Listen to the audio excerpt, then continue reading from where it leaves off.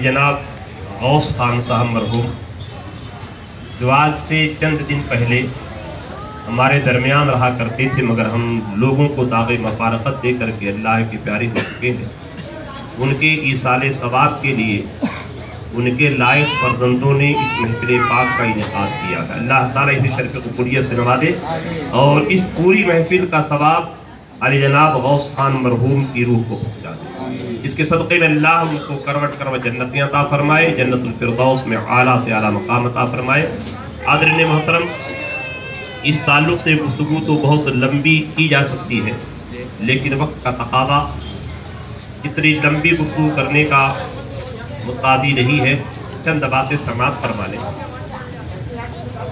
ये कि हम लोग मुसलमान हैं और हमारा सारा काम आक़ाए कायनात सय्यद आलम सल्लल्लाहु अलैहि वसल्लम की फरमुदात की रोशनी में होना चाहिए। ये ईसाले सवाब की महफिल जो मुनक़िद की गई है, कुरान शरीफ पढ़ा जाता है, दुरूद शरीफ पढ़ा जाता है, कलमात तय्यबात पढ़े जाते हैं, अल्लाह और रसूल का जिक्र होता है, फिर ये सारी चीज़ें किसी मरहूम के नाम पर ये सारे सवाब कर दी जाती हैं।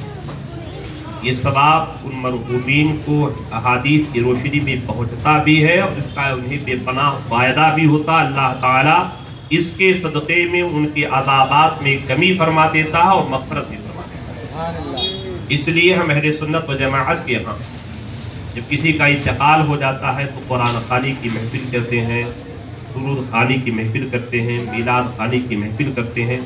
ये अच्छे अच्छे काम करके जिससे अल्लाह और रसूल राज़ी हो, ऐसे काम करके इनकी रूहों को इसाले सवाब किया जाता है ताकि उनकी रूहें भी हमसे खुश हो जाएं। मैंने बारहा कई जगह कहा है कि फर्जंदों को भी समझाया था कि आपके वालिद साहब का इंतकाल हो गया है, जब तक वो हयात में थे, बाहयात थे, तब तक एक लायक फर्जंद का काम ये होता है कि अपने वालिद की खिदमत करे।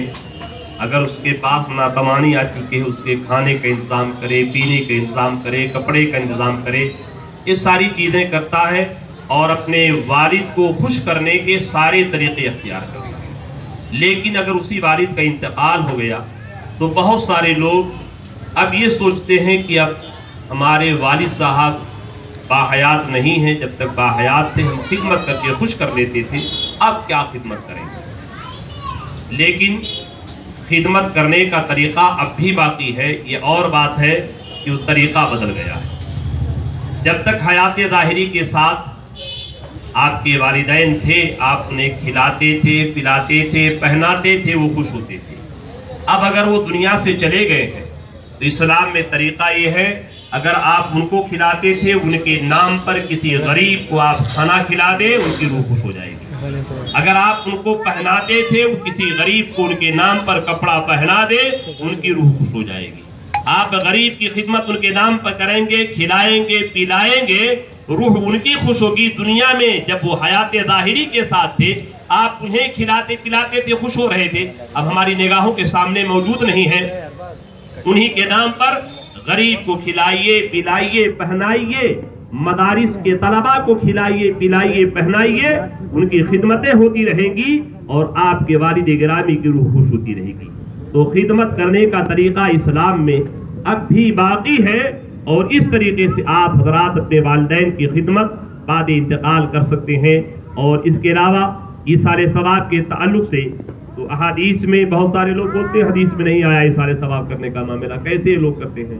तिरमिज़ी शरीफ जो सिहाए सित्ता की बड़ी मशहूर किताब है, तिरमिज़ी शरीफ में हदीस है, आक़ाए कायनात सल्लल्लाहु अलैहि वसल्लम ने इरशाद फरमाया, अगर तुम किसी कब्रिस्तान से गुजरो और फिर उस कब्रिस्तान से गुजरने वाला 11 मरतबा सूरह इखलास यानी कुल हुवल्लाहु अहद पढ़ करके उसका सवाब मुर्दों को पहुंचाए तो आका फरमाते हैं उस कब्रिस्तान में जितने मुर्दे होंगे उन मुर्दों की तादाद में इस पढ़ने वाले के नाम आमाल में सवाब लिखा जाएगा। ये हदीस है।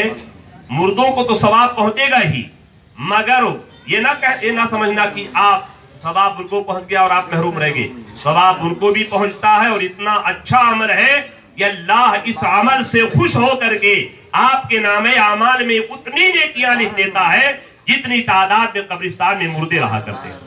حضرات یہ ہمارا معمول ہے، اور چونکہ وقت نہیں ہے بس ایک دو بات بتا کے میں بات کو ختم کر دوں گا۔ حضرت سیدنا شیخ محی الدین ابن عربی رحمۃ اللہ تعالیٰ علیہ، بارہا میں نے یہ واقعے کو پیش کیا ہے، اعلیٰ حضرت امام احمد رضا محدث بریلوی رضی اللہ تعالیٰ عنہ نے ملفوظ شریف پہ بھی تحریر فرمایا ہے، اور بہت ساری جگہوں پر واقعہ آپ کو مل جائے گا۔ فرماتے ہیں شیخ محی الدین ابن عربی کہ میں ایک مرتبہ جا رہا تھا، دیکھا کہ ایک 8 یا 9 سال کا بچہ رو رہا، گریہ بازاری کر رہا، زاروں کے تار رو رہا ہے۔ میں نے اس بچے سے پوچھا، ہے بچے تو کیوں رو رہا؟ تو بچہ بول رہا ہے کہ محی الدین ابن عربی میں کیوں نہ روں، میری ماں کا انتقال ہو گیا اور میں دیکھ رہا ہوں کہ میری ماں کو قبر کے اندر عذاب دیا جا رہا ہے۔ اللہ اکبر۔ اب آپ اندازہ یہیں سے لگا لیجیے، جملہ اشارے کر دے رہا ہوں، ایک بچہ رسول اللہ کی امت کا ایک بچہ قبر کے حالات کو دیکھ لے رہا ہے کہ قبر میں کیا ہو رہا ہے، میری ماں پر عذاب ہو رہا ہے کہ رحمتیں نازل ہو رہی۔ جب بچے کے علم کا عالم یہ ہے تو اولیاء کرام کے علم کا اندازہ کون کر سکتا ہے، غوث اعظم کے علم کا اندازہ کون کر سکتا ہے، اور رسول اعظم کے علم کا اندازہ کون کر سکتا ہے۔ میرے آقا سید عالم صلی اللہ علیہ وسلم گزرتے تھے تو قبر کے حالات رسول اللہ پر منکشف ہو جاتے تھے، اور آقا فرما دیا کرتے تھے اس قبر والے پر عذاب ہو رہا ہے، نبی فرما دیتے تھے اس قبر والے پر اللہ کی رحمتیں نازل ہوتی ہیں۔ بخاری شریف میں حدیث موجود ہے، بہت لمبی حدیث سے اشارہ کر گزر جانا چاہتا ہوں۔ تو بچے کے علم کا عالم یہ تھا کہ محی الدین ابن عربی کیوں نہ روں، میری ماں کا انتقال ہو گیا، قبر میں عذاب ہو رہا ہے، میں اپنے ماں کے اوپر عذاب کو دیکھ کر کے گریہ بازاری کر رہا ہوں۔ محی الدین ابن عربی فرماتے ہیں میں نے 70,000 مرتبہ کلمہ طیبہ پڑھ رکھا تھا، اس کا ثواب ابھی کسی کو پہنچایا نہیں تھا۔ جب بچے نے یہ کہا مجھے اس بچے پر رحم آ گیا، اور دل ہی دل میں نے اس 70,000 کلمات کا ثواب اس کی ماں کو پہنچا دیا۔ بار الہ جو 70,000 کلمات میں نے پڑھے ہیں، ان سارے کلمات کا ثواب اس کی ماں کو پہنچا دے۔ شیخ محی الدین ابن عربی فرماتے ہیں اتنا کہنا ہی تھا کہ میں دیکھا بچہ ہنسنے لگا، مسکرانے لگا، ابھی 2 منٹ بھی نہیں ہوا ہے، میں ادھر کہاں ہوں ادھر بچہ مسکرا رہا ہے۔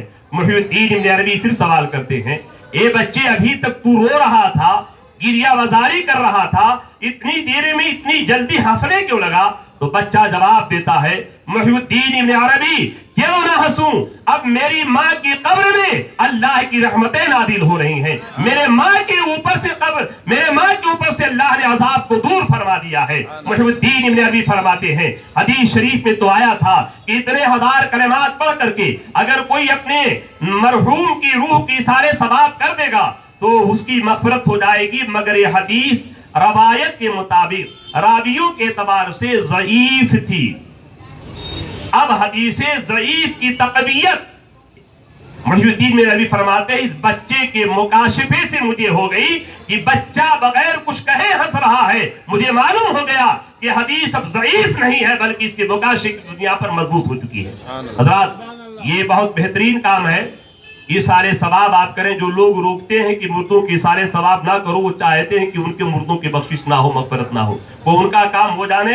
ہم اہل سنت و جماعت کا کام یہ ہے کہ دنیا میں جب تک وہ ہمارے ساتھ تھے ہم ان سے محبت کرتے تھے، پیار کرتے تھے، دنیا سے چلے گئے ہیں تو بھی ہماری محبت اور پیار کا معاملہ یہ ہے، ان سے ایک طرح کا ہمارا لگاؤ رہتا ہے۔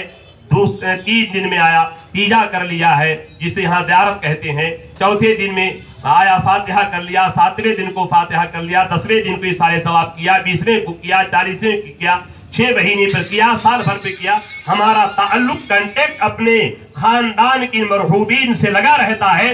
دنیا میں بھی ہمارا تعلق تھا اور جانے کے بعد بھی یوں تو دنیا سے سب کو جانا ہے، لیکن غوث خان مرحوم یہ میں اس اعتبار سے جہاں تک میں نے دیکھا الحمدللہ بڑے سیدھے سادے آدمی، بہت سارے لوگوں کو دیکھا چھکا پنجا کرتی، ادھر کی لگائی ادھر کی بجھائی، ان کو لڑانا ان کو لڑانا ان کو پھنسانا، یہ ساری چیزیں ان کے اندر نہیں تھی۔ انتقال کے وقت میں نہیں تھا، مگر میں نے سنا ہے کہ بہت بڑا مجمع ان کے جنازے میں تھا، اور ظاہر سی بات ہے مجمع اکٹھا اسی لیے ہوا تھا کہ ان کو اچھا سمجھ رہے تھے۔ اس تعلق سے ایک حدیث پاک سن لیں، بات کو میں ختم کر دوں گا۔ آقا کائنات سید عالم صلی اللہ علیہ وسلم جلوہ افروز ہے، ایک جنازہ جا رہا تھا، آقا کائنات صلی اللہ علیہ وسلم نے ارشاد فرمایا وجبت، واجب ہو گئی۔ تھوڑی دیر کے بعد ایک اور پہلا ایک جنازہ جو گیا ایک جنازہ اور جا رہا تھا، رسول اللہ نے فرمایا وجبت، اس کو بھی واجب ہو گئی، مگر اس میں سے ایک جنازے والا اچھے عمل والا نہیں تھا، لوگ اس کی برائیاں بیان کرتے تھے، دنیا سے گیا، بہت خراب آدمی تھا، ایسا تھا ویسا تھا فلاں تھا ڈھیگا تھا۔ اور یہ جو جنازہ گیا اس کی لوگ تعریف کر رہے تھے، بڑا اچھا آدمی تھا، بہت بہتر آدمی تھا، بڑا صالح تھا، متقی تھا۔ دونوں کے لیے رسول اللہ نے فرمایا وجبت وجبت، واجب ہو گئی واجب ہو گئی۔ صحابہ نے بارگاہ مصطفیٰ میں سوال کیا، یا رسول اللہ صلی اللہ علیہ وسلم دونوں جنازوں کے بارے میں آپ نے ارشاد فرمایا وجبت وجبت، واجب ہو گئی؟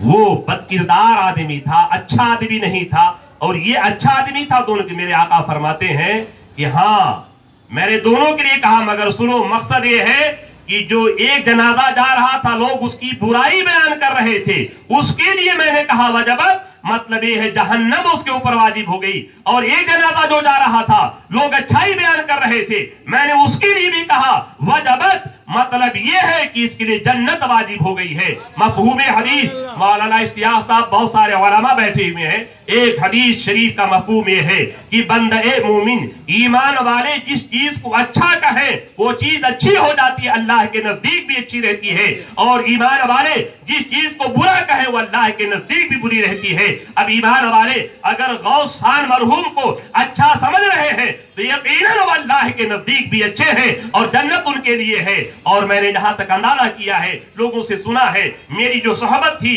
میرا جو ان سے تعلق تھا، اس کی بنیاد پر میں انہیں اچھا سمجھ رہا ہوں، لوگوں کی زبان سے بھی اچھا سن رہا ہوں۔ اور اس کے علاوہ بندے مومن کبھی موت سے ڈرتا نہیں۔ لوگوں کا معاملہ یہ ہے کہ جب کسی کا انتقال ہوتا، نوحہ خوانی، رونا گریہ وداری کرنا، چلانا چیخنا، سارا معاملہ ہوتا ہے۔ رونے سے تو شریعت نے منع نہیں کیا ہے، مگر بیر و بکا، چیخنا چلانا، ان ساری چیزوں سے ہماری شریعت نے سختی کے ساتھ منع کیا ہے۔ رونے سے، چیخنے چلانے سے دنیا سے جانے والے مرحوم کی روح کو تکلیف پہنچتی ہے۔ آپ یہ سوچو کہ سب کو جانا ہے، میرے باپ کا انتقال ایمان پر ہو رہا ہے، سب سے بڑی خوشی کی بات ہے، یہ بہت بڑی نعمت ہے۔ سیدنا بلال حبشی رضی اللہ تعالیٰ عنہ کا وصال ہونے والا ہے، ان کی اہلیہ محترمہ آئیں، دیکھا کہ دنیا سے جانے والے ہیں، انہوں نے اظہار غم فرمایا اور رونا شروع کر دیا۔ بلال حبشی رضی اللہ تعالیٰ عنہ بستر مرگ سے سر اٹھا کر کے ارشاد فرماتے ہیں، اے میری شریک حیات، تو کیوں رو رہی ہے؟ کہا اے میرے سرتاج گرامی، کیوں نہ روؤں، آپ دنیا سے جانے والے ہیں، داغ مفارقت دینے والے ہیں، ساتھ چھوڑنے والے ہیں، اب روؤں نہ تو کیا ہنسوں؟ بلال حبشی عاشق مصطفیٰ رضی اللہ تعالیٰ عنہ نے ارشاد فرمایا، اے میری بیوی سن لے، واہ مصیبتہ تو کہہ رہی ہے، یہ نہ کہہ بلکہ سن، واہ طربا، بلکہ یہ کہو کہ یہ خوشی اس سے بڑی خوشی کیا ہوگی؟ انتقال کے بعد محمد رسول اللہ میرے آقا سید عالم صلی اللہ علیہ وسلم قبر میں جلوہ فگر ہوں گے، اور عاشق اپنے نبی کے جمال جہاں کا مشاہدہ کر لے گا، دیکھ لے گا، یہ تو ہماری عید کا دن ہو جائے گا، خوشی کا دن ہوگا۔ آج پھولے نہ سمائیں گے کفن میں یاسی، آج پھولے نہ سمائیں گے کفن میں یاسی، آج کی رات ہے اس گل سے ملاقات کی رات۔ سارے مسلمانوں کو معلوم ہے انتقال ہونے کے بعد جب بندے کو قبر میں رکھا جائے گا 3 سوال ہوتے ہیں، اس میں سے ایک سوال ہوگا ما کنت تقول فی حق ھذا الرجل، تو ان کے بارے میں کیا کہتا تھا؟ رسول اللہ صلی اللہ علیہ وسلم شارحین حدیث فرماتے ہیں کہ آقا کائنات صلی اللہ علیہ وسلم قبر میں تشریف لائیں گے، یہ سب سے بہترین تشریح ہے اس حدیث کی، اور بھی تشریحات کی گئی ہیں، مگر سب سے بہترین تشریح ہے کہ رسول اللہ کرم فرمائیں گے، قبر میں جلوہ فگر ہو جائیں گے، اور نبی کے چہرے جمال جہارا کی طرف اشارہ کر کے فرشتے سوال کریں گے، ما کنت تقول فی حق ھذا الرجل، اے دنیا سے آنے والے انسان بتا ان کے بارے میں دنیا میں کیا کہتا تھا۔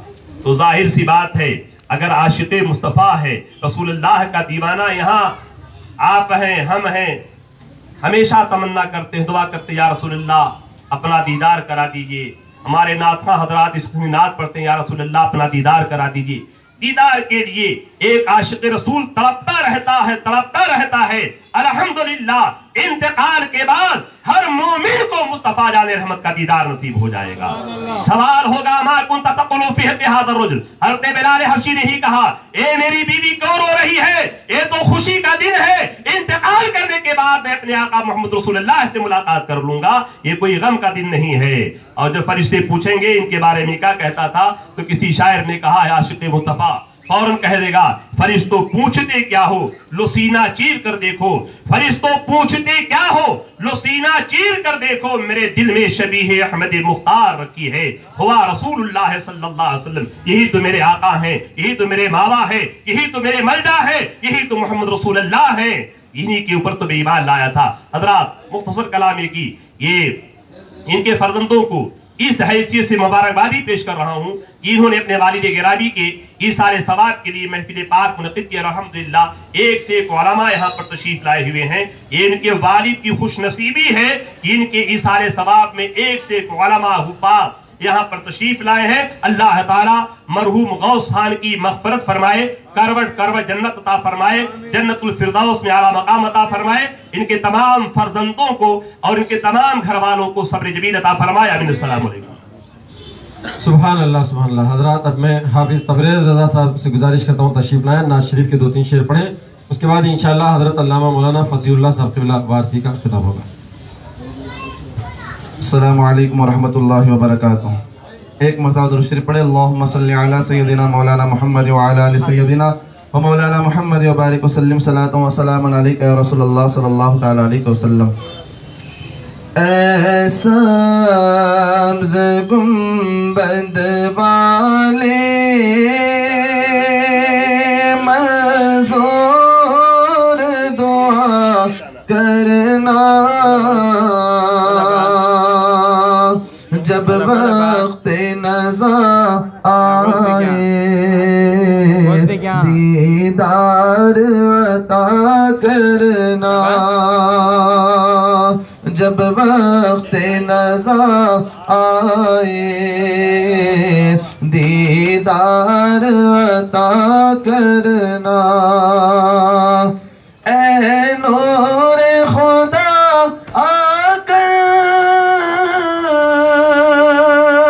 आँखों में समा जाना, या दर पे बुला लेना, या ख्वाब में आ जाना। ऐ पर्दा नशी दिल के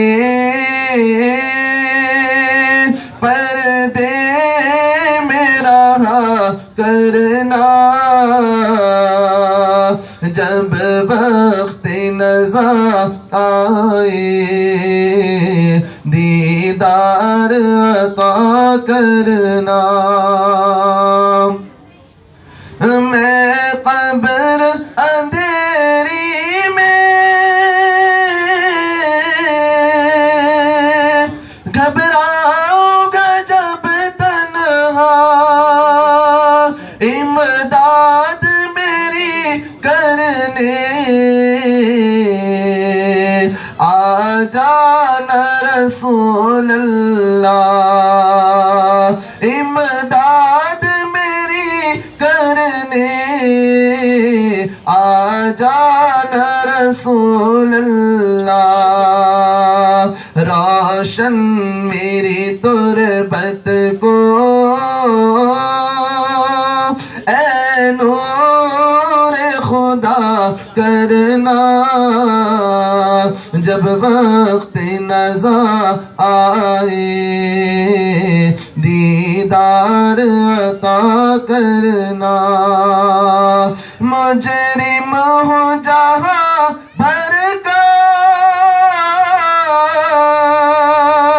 महशर में भरम रखना, रुसवाए ज़माना हो दामन में छुपा लेना, रुसवाए ज़माना हो दामन में छुपा लेना।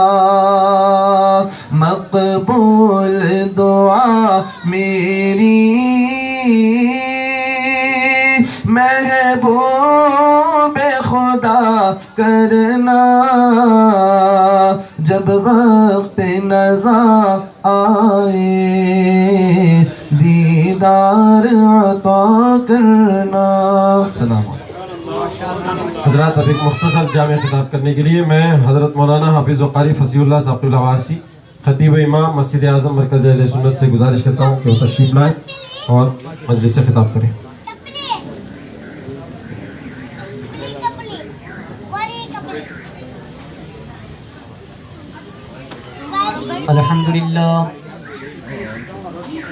الحمد لله وكفى وسلام على عباده الذين اصطفى أما بعد فأعوذ بالله من الشيطان الرجيم بسم الله الرحمن الرحيم فكلوا مما ذكر اسم الله عليه إن كنتم بآياته مؤمنين آمنت بالله صدق الله المولانا العظيم. معزز علماء کرام حاضرین السلام علیکم ورحمۃ اللہ وبرکاتہ. آئیے کچھ عرض و معروض کرنے سے پہلے نہایت عقیدت و محبت کے ساتھ گنبد خضرا میں آرام فرمانے والے آقا و مولا ہم گناہ گاروں کی شفاعت فرمانے والے آقا حضور احمد مجتبی محمد مصطفیٰ صلی اللہ تعالی علیہ وسلم کی بارگاہ میں ہدیۃ درود پاک کا نذرانہ پیش کرے بلند آواز کے ساتھ. اللہم صلی علی سیدنا مولانا محمد وعلی آل سیدنا و مولانا محمد وبارک وسلم. صلاۃ و سلام علیک یا رسول اللہ، صلاۃ و سلام علیک یا حبیب اللہ صلی اللہ تعالی علیہ وسلم. دو تین اشعار پڑھوں گا تو نہیں، کلام الامام امام الکلام کے دو تین اشعار آپ کے سامنے. وہ سوئے لالا زار پھرتے ہیں تیرے دن اے بہار پھرتے ہیں. وہ سوئے لالا زار پھرتے ہیں تیرے دن اے بہار پھرتے ہیں، اور جو تیرے در سے یار پھرتے ہیں در بدر یوں ہی خار پھرتے ہیں. اور ہائے غافل وہ کیا جگہ ہے جہاں، ہائے غافل وہ کیا جگہ ہے جہاں پانچ جاتے ہیں چار پھرتے ہیں. آہ کل عیش تو کیے ہم نے، آہ کل عیش تو کیے ہم نے، آج وہ بے قرار پھرتے ہیں. اور کوئی کیوں پوچھے تجھ سے تیری بات رضا، کوئی کیوں پوچھے تیری بات رضا، تجھ سے شیدا ہزار پھرتے ہیں. حضرات محترم، الحمدللہ یہ مبارک محفل میلاد مصطفیٰ صلی اللہ تعالیٰ علیہ وسلم کے نام سے رکھی گئی ہے، اور اس میں بالخصوص ہمدرد قوم ملت محترم المقام جناب غوث خان صاحب کی ایصال ثواب کے لیے محفل کا انعقاد کیا گیا ہے. دو تین باتیں بتا کر اپنی بات کو عوام تک پہنچانے کی کوشش کروں. الحمدللہ یہ سب ہمارے علماء اکرام ہیں، میں علماء سے نہیں بلکہ زیادہ تر عوام سے گزارش کرتا ہوں کہ دو تین باتیں اپنے ذہن میں رکھیں. حضرات محترم، یہ ایصال ثواب کی محفل کا انعقاد کیا گیا ہے. مبارکباد ہیں، قابل صد احترام ہیں وہ اولادیں جو اپنے والدین کا حق ادا کرتے ہوئے ان کے انتقال کے بعد بھی ایصال ثواب کا ایک ذریعہ اور ایصال ثواب کی ایک محفل کا انعقاد کیا گیا. جیسے آپ جانتے ہیں حالات ایسے ہیں، آج اولاد کا یہ عالم ہے کہ جب تک کہ باپ زندہ ہیں باپ کی خدمت تو نہیں کی جاتی، جب تک کہ باپ زندہ ہے والدین کی خدمت نہیں کی جاتی، والدین کا خیال نہیں کیا جاتا ہے. لیکن جب والدین کا انتقال ہو جاتا ہے، جب باپ کا انتقال ہو جاتا ہے، اس کی جائیداد ہے تو اس کی جائیداد پر اپنا حق جتانے کے لیے آگے آگے ہو جاتے ہیں. بڑا بھائی کہتا ہے میں زیادہ حقدار ہوں، دوسرا کہتا ہے میں زیادہ حقدار ہوں، معاملے بڑھتے چلے جاتے ہیں. لیکن عزیزان ملت اسلامیہ، حقیقت خدمت یہ نہیں ہے کہ باپ کی جائیداد میں حق جتایا جائے، بلکہ خدمت یہ ہے کہ باپ کے انتقال ہو جانے کے بعد بھی آگے آگے بڑھ کر کے قدم رکھے کہ ہم اپنے باپ کے، اپنے والدین کے ایصال ثواب کے لیے زیادہ قدم بڑھائیں گے، زیادہ سے زیادہ جو ہے ایصال ثواب کرے. قرآن خوانی کا اہتمام کرایا جائے، ذکر و اذکار کی محفلوں کا انعقاد کیا گیا ہے. حضرات محترم، علماء تو بے شک جانتے ہیں، میں عوام کو بتانا چاہتا ہوں قرآن کریم کی ایک سورہ فاتحہ، الحمدللہ ثم الحمدللہ، یہ ہمارا ایمان ہے اور اہل سنت والجماعت کا یہ عقیدہ ہے کہ ایک سورہ فاتحہ پڑھ کر کے اگر پوری دنیا کے مرحومین کو بخشنا چاہے، ایصال ثواب کرنا چاہے، تو خدا کی شان، خدا کی قدرت، ہر کسی کو ایک ایک مرتبہ سورہ فاتحہ پڑھنے کا ثواب عطا کیا جائے۔ جیسے آپ نے بارہ سنا، حضرت عیسیٰ علیہ نبینا علیہ السلام کے بارے میں راستے سے گزر رہے تھے کہ دیکھا کہ قبر پر عذاب ہو رہا ہے، آپ وہاں سے آگے تشریف لے گئے۔ پھر تھوڑی دیر کے بعد جیسے واپس لوٹ کر کے آئے، دیکھا کہ انوار و رحمت کی بارشیں نازل ہو رہی ہے، رحمت کے فرشتے کھڑے ہوئے، معاملہ عجیب نظر آ رہا تھا۔ اللہ کی بارگاہ میں عرض کرنے لگے، اے اللہ معاملہ کیا ہے؟ ابھی اس سے پہلے اس قبر پر عذاب ہو رہا تھا، ابھی انوار و رحمت کی بارشیں نازل ہو رہی ہے۔ اللہ کی بارگاہ میں جب حضرت عیسیٰ علیہ نبی علیہ السلام نے عرض کیا تو آواز آتی ہے، اے روح اللہ، بے شک یہ شخص بڑا ہی بدکار تھا، گنہگار تھا، اس کے اعمال کی وجہ سے اس پر عذاب ہو رہا تھا، لیکن اس کے انتقال کے وقت میں اس کے گھر میں ایک بچہ پیدا ہوا۔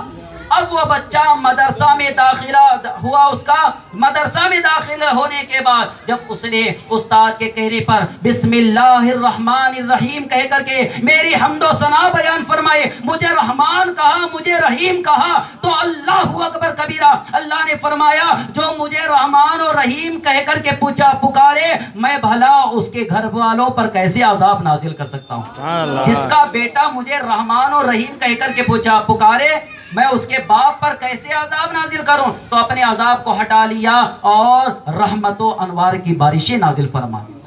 حضرات محترم، یہ ایصال ثواب کا ذریعہ ہے۔ انسان کے انتقال ہو جانے کے بعد نیکیاں، اعمال منقطع تو ہو جاتے ہیں، لیکن یہی ایصال ثواب کا ایک ذریعہ ہے کہ جو بعد مردن بھی، انتقال ہو جانے کے بعد بھی ثواب کا ایک ذریعہ ہوتا ہے۔ حضرات محترم، آج بہت سارے لوگ ہیں جو فاتحہ خوانی، ایصال ثواب کا انکار کرتے ہیں، ایسا انکار کرتے ہیں، حد تو یہ ہے کہ غوث اعظم کی فاتحہ کو بھی ناجائز کہا جاتا ہے، سرکار دو عالم صلی اللہ علیہ وسلم کی 12ویں شریف کو بھی ناجائز کہا جاتا ہے۔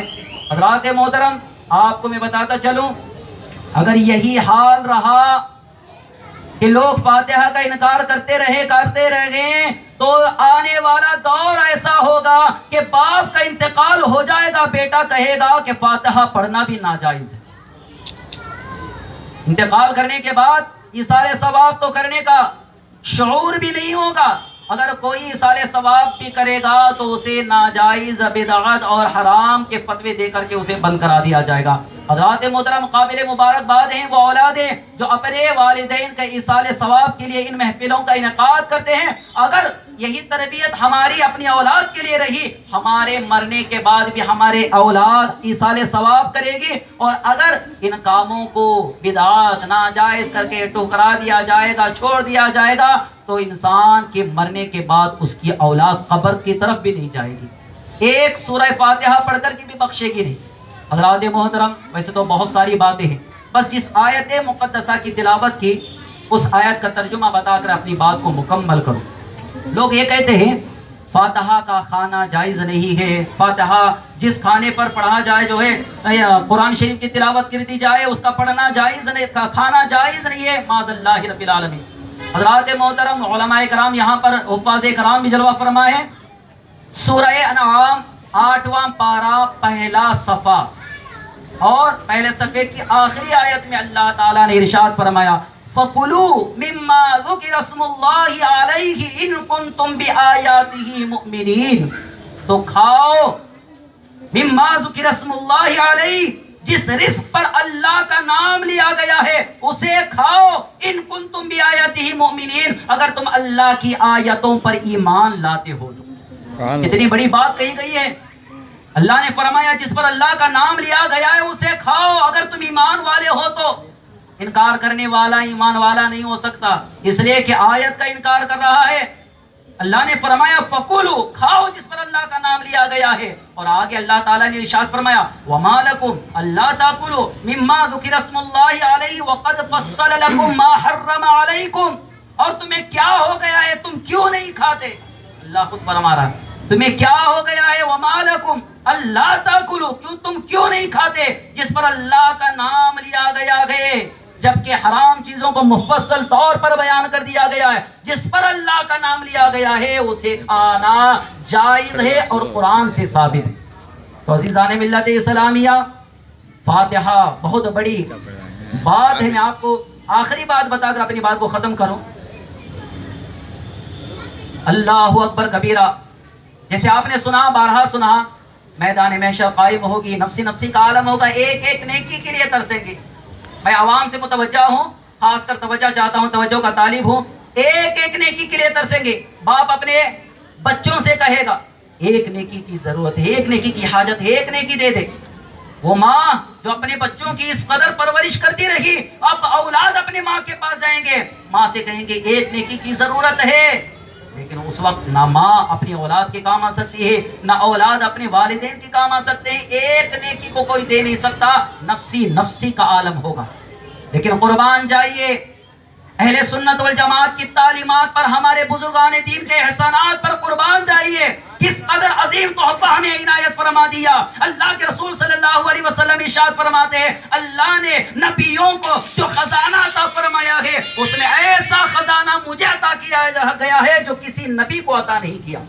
اس میں اللہ کے رسول نے فرمایا اللہ کے خزانوں میں سے ایک خزانہ سورہ فاتحہ ہے. اللہ کے خزانوں میں سے ایک خزانہ سورہ فاتحہ ہے، اور مکمل سورہ فاتحہ اللہ تعالیٰ کی حمد و ثنا ہے. اور اگر کوئی سورہ فاتحہ پڑھتا ہے تو وہ کیا کرتا ہے؟ اللہ کی حمد و ثنا کرتا ہے.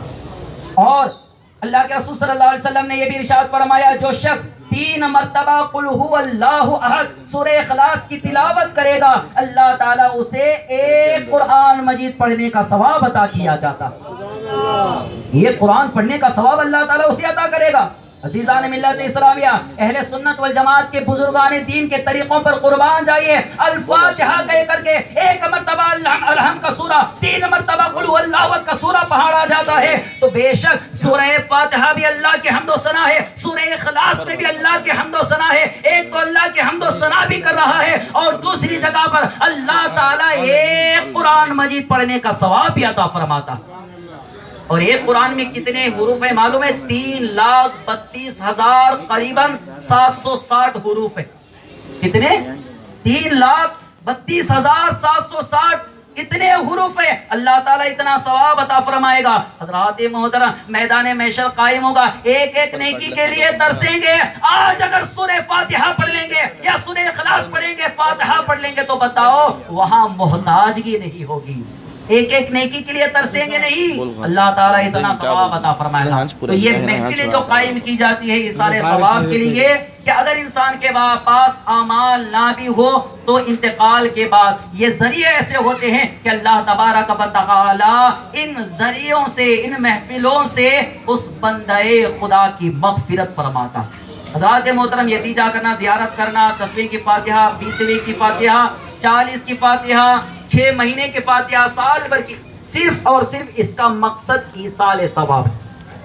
مرنے کے بعد اپنے مرحومین کو ایصال ثواب کرنے کا یہ ذریعہ ہے. اس ذریعے کو اختیار کرے، اہل سنت والجماعت کی تعلیمات پر قائم رہے. اگر اس تعلیمات پر قائم رہے تو انشاءاللہ العزیز دنیا میں بھی ہم کامیاب رہیں گے، قبر میں جائیں گے، قبر میں بھی کامیاب رہیں گے، اور حشر میں بھی ہم کامیاب رہیں گے. وہ کی قلت میں اپنی بات کو ختم کرتا ہوں. اللہ تعالی ہم تمام کو کہنے اور سننے سے زیادہ عمل کرنے کی توفیق عطا فرمائے. بالخصوص علی جناب محمد غوث خان صاحب کے مولا تعالی مغفرت فرمائے، ان کے قبر پر رحمتوں کی بارشیں نازل فرمائے، کروٹیں کروٹیں جنت عطا فرمائے. آمین بجاہ النبی الامین صلی اللہ علیہ وسلم.